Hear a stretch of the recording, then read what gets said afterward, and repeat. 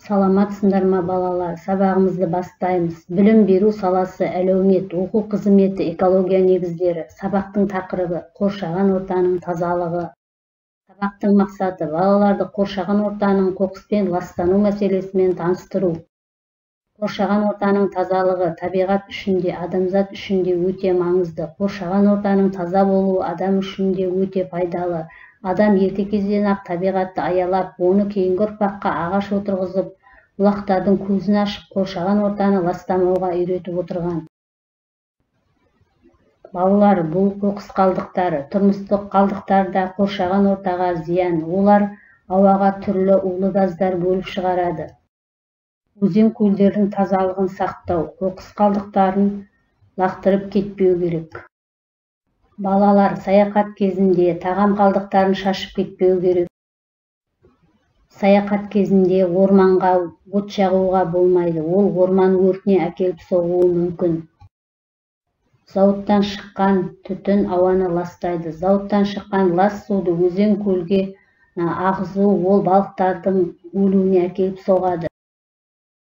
Енді әліппе дәптермен жұмыс жасаймыз. Қоршаған ортаның тазалығын сақтаудың маңызы қандай? Сен өзіңнің ортаңда тазалықты қалай сақтайсың?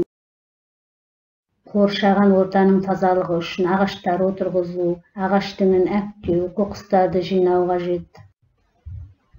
Бұл суретте қоқысқа арналған жәшіктер. Қоқыстарды іріктеп жәшіктерге бөліп салу қажет. Екінші тапсырма, жарамсыз қалдықтардан қандай пайдалы заттар өндіруге болады? Қағаз қалдықтарынан арнайы фабрикаларда қайтадан қағаз өндіріледі. Шыны заттарда арнайы зауыттарда қайтадан өндіріліп, түрлі ыдыстар, тағы басқа заттар жасалады. Үшінші тапсырма, ағаш ексең аялап, басыңда болар саябақ тақырыбына сурет сал. Мақалдың мағынасын қалай түсінесің? Қоршаған ортаның тазалығы туралы бейнежазба қарайық.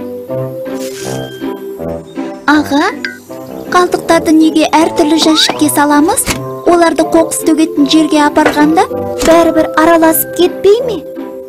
Дана, бұл қалдықтар қоқыс төгетін жерге апарылмайды. Қоршаған ортаны ластанудан қорғау үшін, әрі табиғи байлықты келешек ұрпақтарға жеткізу үшін оларды қайта өңдейді. Сондықтан әр нәрсенің қалдығын жасалу материалына қарай тиісті жәшікке салу керек. Өзің ойлашы, әр адам керексіз деп 100 килограмм қоқыс тастайтын болса, барлық адамның тастағанынан жер беті алып қоқыс алаңына айналмай ма?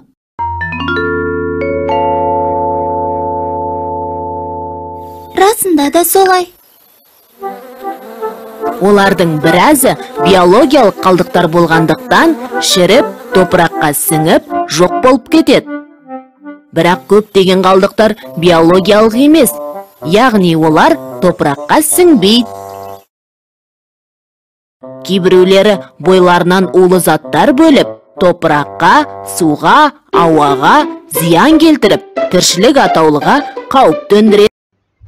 Қоршаған орта тазалығы деніміздің сау болуына кепіл болады. Қоршаған ортаның тазалығы табиғат үшін маңызды.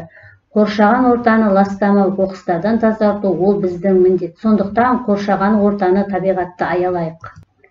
Өзіңді өзің бағала, ағашты боя. Балалар, бүгінгі сабақ осымен аяқталды. Сау болыңыздар.